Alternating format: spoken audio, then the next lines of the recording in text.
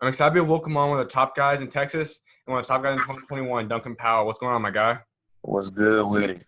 Not much, man. Well, you're obviously 2021 class is a really odd class in terms of recruiting. It's going to be a special class where we know you can't do the typical AU season and go on business nonstop. What's this recruiting process been like this year? I mean, it's been high and low. I mean, I started out the year committed to Arkansas. I didn't decommit until actually the lockdown.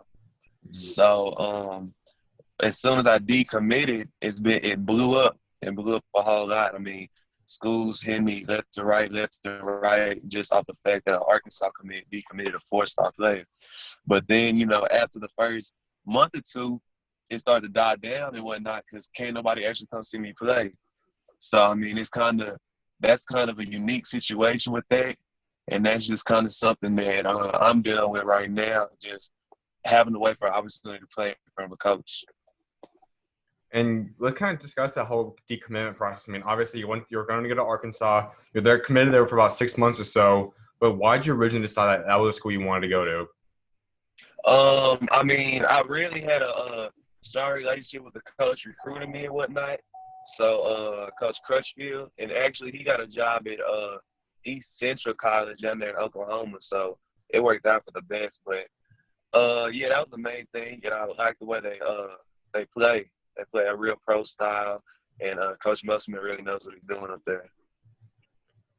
And there's something I know you've been very vocal about and possibly heavily considering now. And I know last time we talked, it was just kind of some schools that you're kind of looking at. But now that HBCU is something that not only you, but a lot of other high school basketball players are really looking into for you, just to possibly go play at HBCU. What would that mean to you? It mean a lot because actually, before all this was happening, since I've been like in eighth grade, it's always been an idea of mine. I always told myself before even it got popular, like I'm gonna have an HBCU in my top three, just because I really like that. So I mean, it's a pro and a con when it comes to everybody doing it now, because I've kind of been on that, and it's kind of like, dang, everybody wants to do it now. So, but now, yeah, HBCUs out of my top five schools, like three of them are HBCUs right now. So, I mean, it's a very high possibility, and it'd be real interesting to kind of pioneer with that, be one of the pioneers doing that.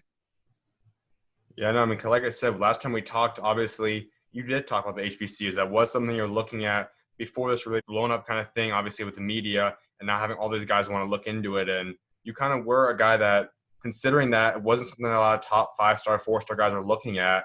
And so seeing all these guys considering it, what would it be like to possibly team up with or have a lot of the star talents now go to an HBCU? Well, I mean, that's really the hard part is a lot of people, they'll talk about it, like going to an HBCU and whatnot, but when it actually comes time to sign the paper, I don't know if a lot of guys would do it. So, I mean, I really don't base anything I do off of anybody else. I just control what I can control, and that's getting better every day, making the right decisions. But, I mean, I have been talking to some of my other top prospect type friends, and we've all been kind of planning something together. I can't really speak on it, but it's a lot of open possibilities for that window. And as you said, I think that it's the case for a lot of guys that they might put it in the top 5, top 10 or something like that, but probably aren't legitimately considering it.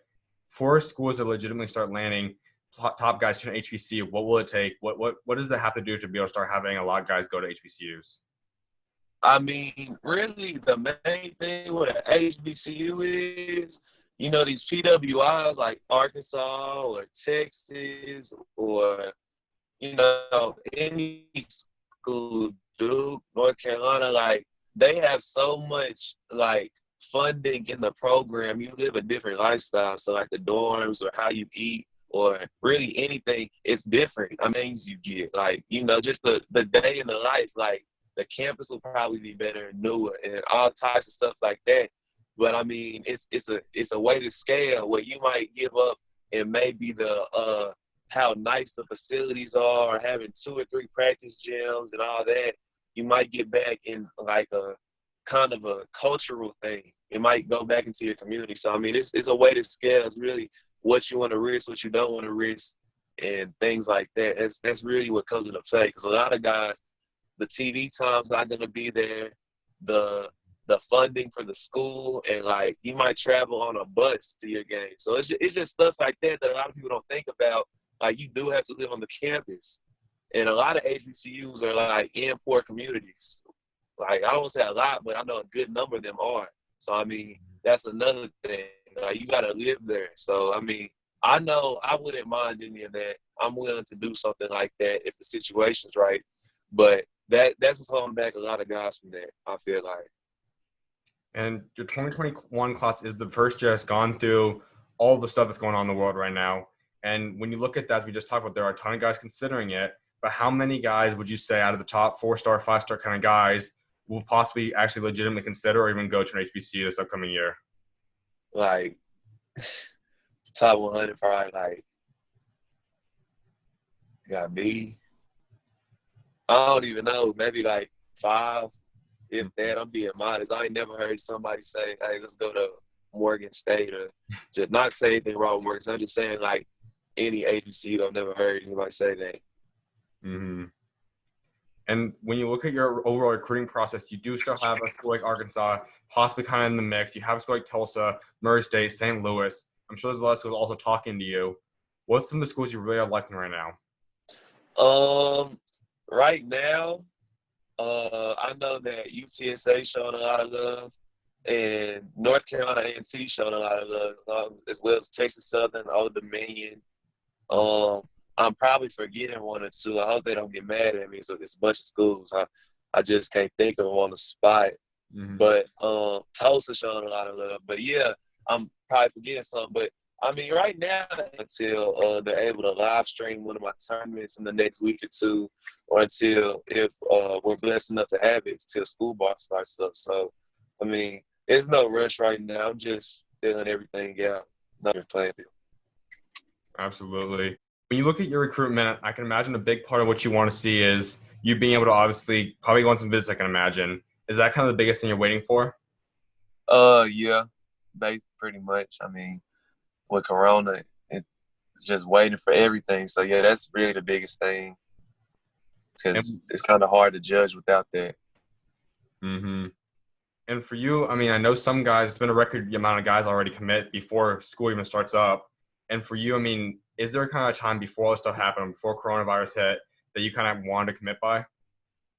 I always want to commit either right before the season or right after a big event or something, because it's always been a big thing for me to commit on signing day. So probably like the first one right before the season starts. I think it's like October, I think. I'm not sure. It's like right before the season starts, so like sometime around then.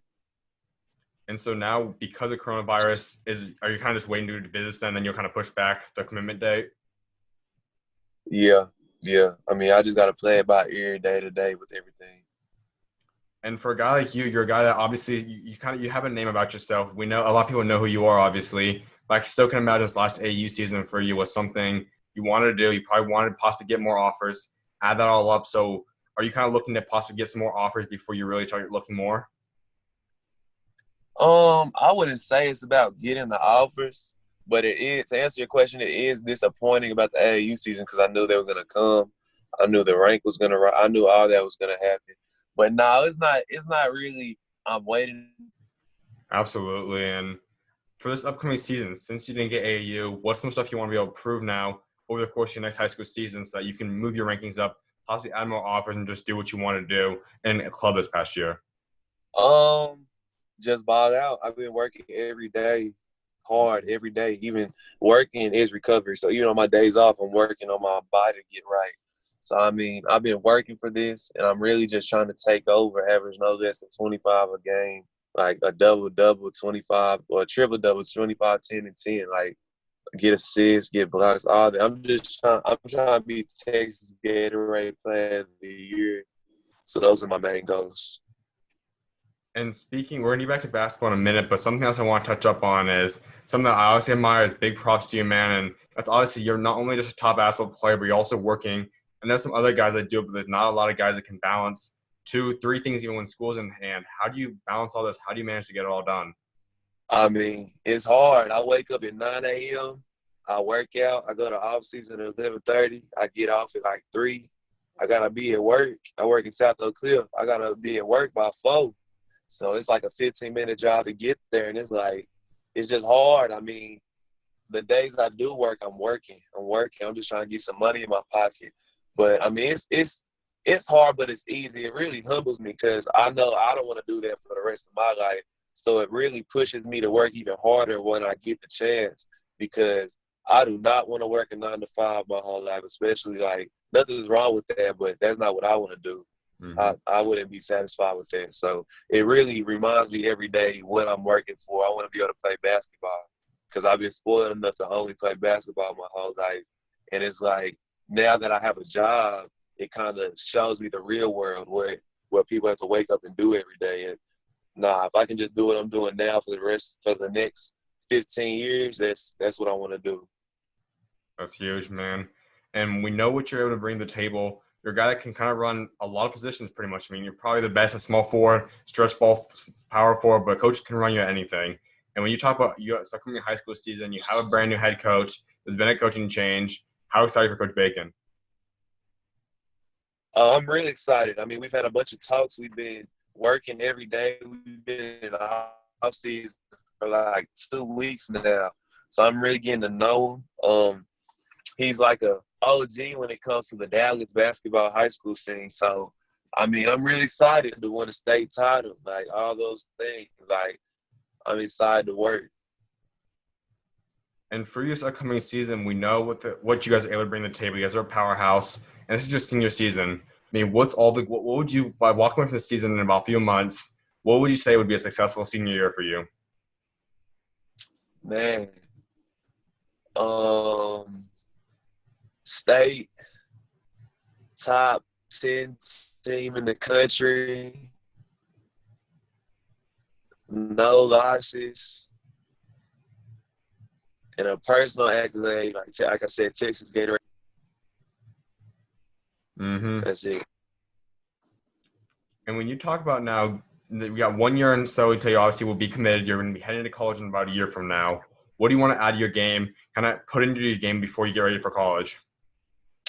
I feel like I need to expand my range on my 3. I shoot the 3 very well, but I need to, get out to that NBA line, behind the NBA line, and then probably my ball handling under pressure, because anybody can handle the ball just walking up the court. Probably those are the 2 things, but I'm working on that every day, so I know that's gonna come. And who's the guy you see that you kind of model your game after, take parts from, and put into your game? I see a lot of Kawhi, Mm-hmm. just the way we do on both ends. I don't really model my game after anybody. I ain't never really like that, but I just do what I do. But in the result of me doing what I do, I see a lot of Kawhi in the way he plays. Absolutely, man. And my last thing before I let you go is, I know overall you want to build a legacy for yourself, both on the court, off the court. What do you want to be remembered for by the time you walk away from the game down the line? Man, I want to be a legend in Dallas and DeSoto, Texas. Like I want every time you think of DeSoto, you think of Duncan Powell. Every time you think of Dallas, you think of Duncan Powell, Texas, Duncan Powell. And then on a bigger stage, just someone who worked every day and really didn't care about what anybody thought because he knew what he was trying to accomplish. That's it. Just somebody who was a fearless competitor. Those things, that's it. Absolutely, man. Well, I definitely appreciate you taking time to come on, my guy, and can't wait to see what God's got in store for you now. For sure. Appreciate that. Of course, man. Talk to you later, bro. God bless. All right, you too.